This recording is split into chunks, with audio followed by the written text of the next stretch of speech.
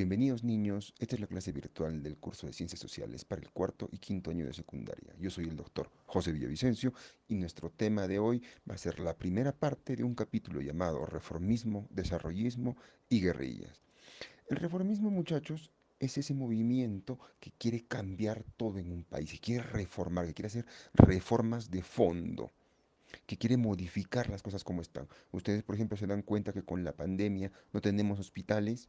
Bueno, un gobierno reformista vendría y pondría hospitales y haría camas UCI y así cuando nos enfermemos nosotros podamos ir a un hospital sin tener miedo de morirnos. Eso es el reformismo.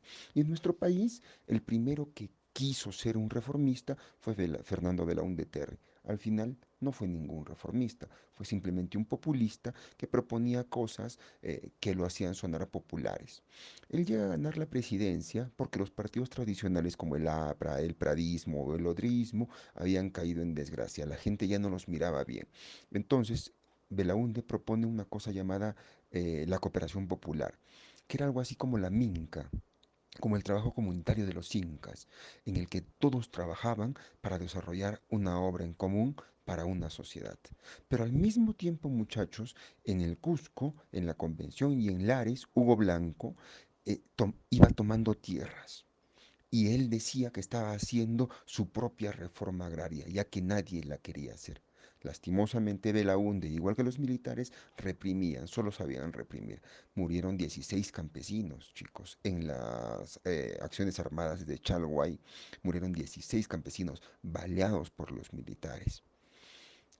Al mismo tiempo, muchachos, mientras que se asesinaba a campesinos, a las empresas extranjeras como a la International Petroleum Company, la IPC, o la Southern Copper Corporation, o la Cerro de Pasco Copper Corporation, no se les cobraba impuestos, se les daban regalías, entonces se llevaban todo el mineral que querían o la pesca que querían y se la llevaban y se hacían millonarios.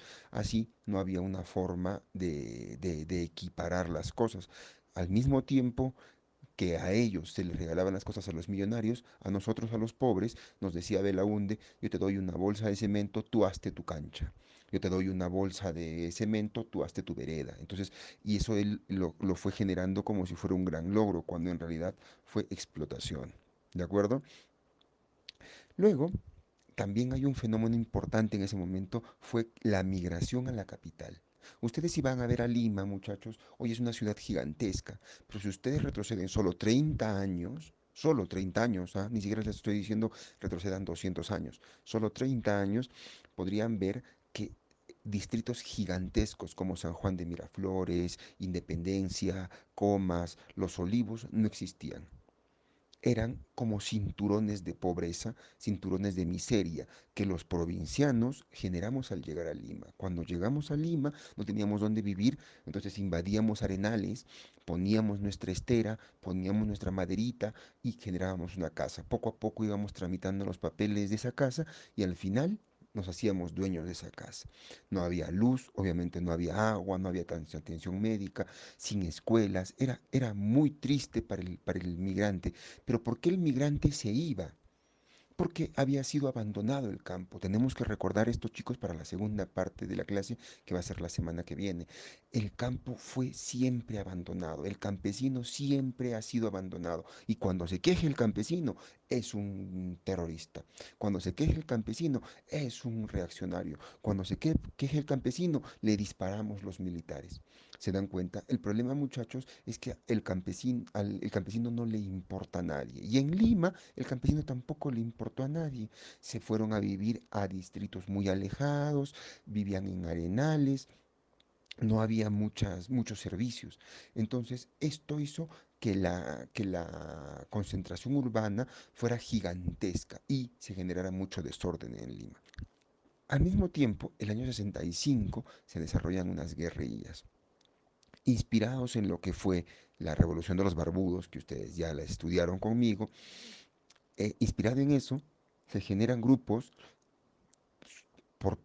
formados por personas intelectuales, por pensadores, por poetas, Se forman estos grupos que querían liberar de la derecha, liberar del neoliberalismo al país y llevarlo hacia un gobierno popular en el que la gente sí se preocupara por el pueblo.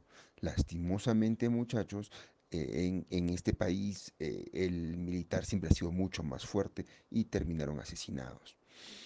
¿Cómo cae el gobierno de Belaúnde? Porque firman un acuerdo por la refinería de Talara, la IPC y el Estado peruano. Y en el acta se dicen cosas que hasta ahora no se saben muy bien qué son, pero desaparece una hoja de ese acta.